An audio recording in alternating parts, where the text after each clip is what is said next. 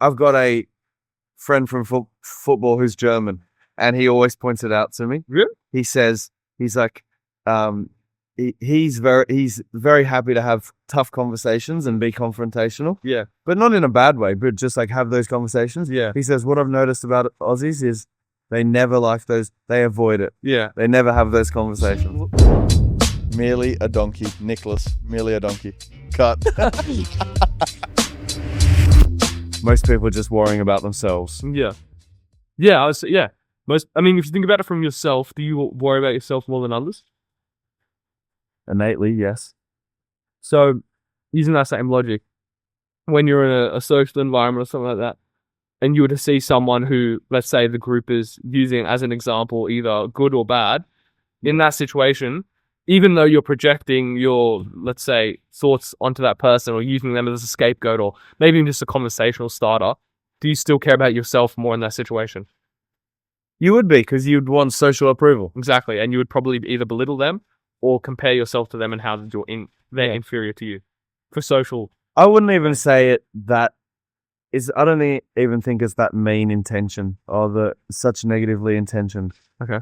I think it's because really most people actually, I would say even bullies, they don't really care about demeaning someone else.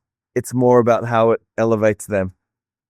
We spoke about this last episode where I was talking about opinions, and I was explaining how, like, if you're using other people as a way to make fun of them in a social environment, you're typically taking their joy and like compounding it onto you for social gain.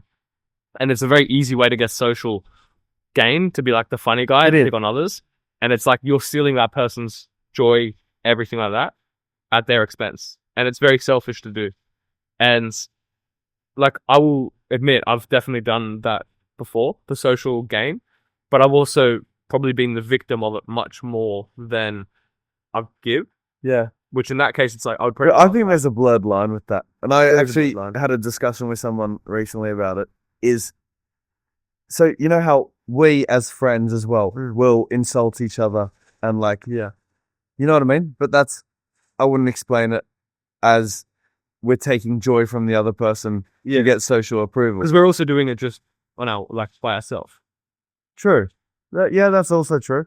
But I also think that it is a point where, because we know innately that if actually push came to shove, you care about like my problems, and I would be there for you too.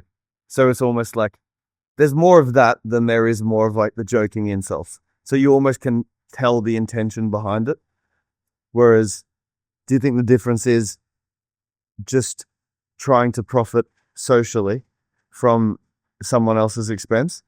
It's because there isn't that other side of the friendship or other side of that interaction. Yeah, I would say that. Also, I'm clipping your part there, just in case you're thinking I'm bad to cook. I just assume it's always you, because you are the chosen one, Nicholas. Don't worry, I clip your sauce. Don't worry. I think that, guys, there's always this unspoken, like, social understanding between guys. We are typically always going to give criticism back in the form of like a soft joke. And that's our way of giving criticism. Because guys know that if we were being serious about it, it's a fight. And guys always know that there's an underlying tension. I don't think so. Really? Yeah, guys know that there's always an I wouldn't have a fight with someone. No, but there's an underlying tension. If I was to really insult someone, the reason why it wouldn't go to the extreme is because I know that if it does, it could result in a fight. Yes. And whereas girls are going to be different in that. And that's going to be a bit of a hassle for them life, maybe. That's crazy. We'll keep going. Anyways, there's an underlying tension towards all things with guys, which is worst comes to worst, it will be a fight. Therefore, we're always trying to avoid that. And it's why guys aren't as confrontational, because it's like, I know that it could be really bad. Therefore, and it's a very Australian thing as well. It's very, yeah. It is a very Australian thing. Yeah. Have you noticed that?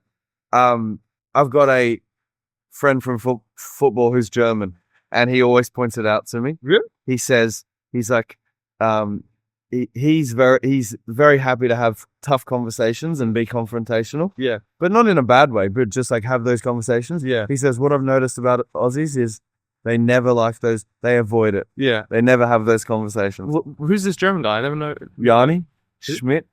I don't know. Yeah, he's. Where from? Oh, why did I give him a free shout out? He's a really good guy. Where from? From I don't know, in Germany. No, like team.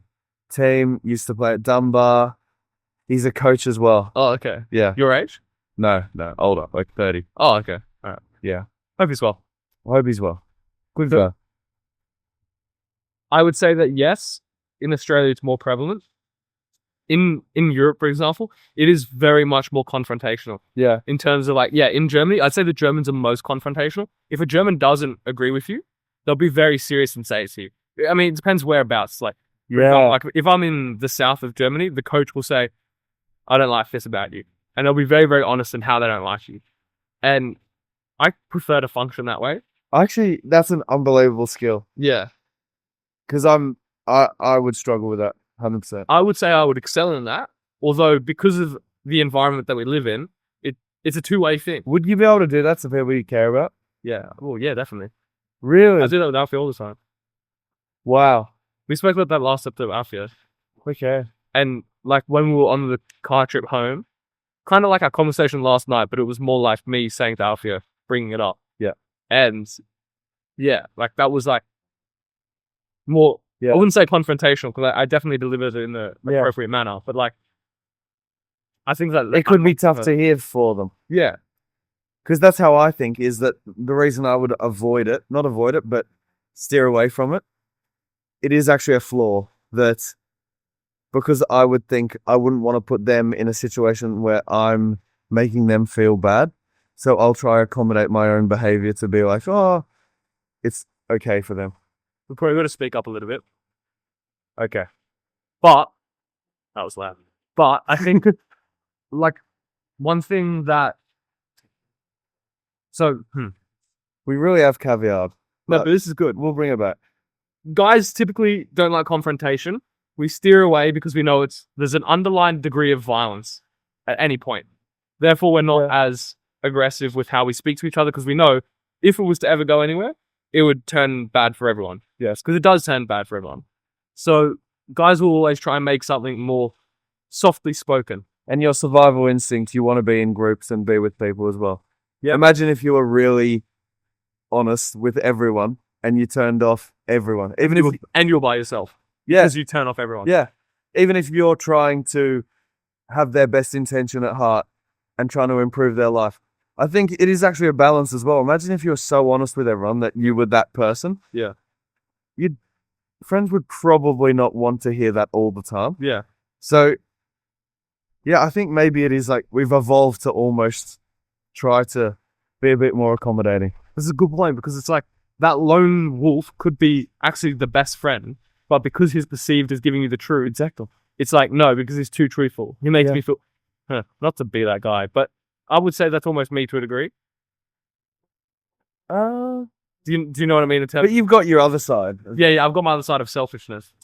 So it's like, I don't really Yeah, you're judgmental and selfish. The best of both worlds. the best of both worlds.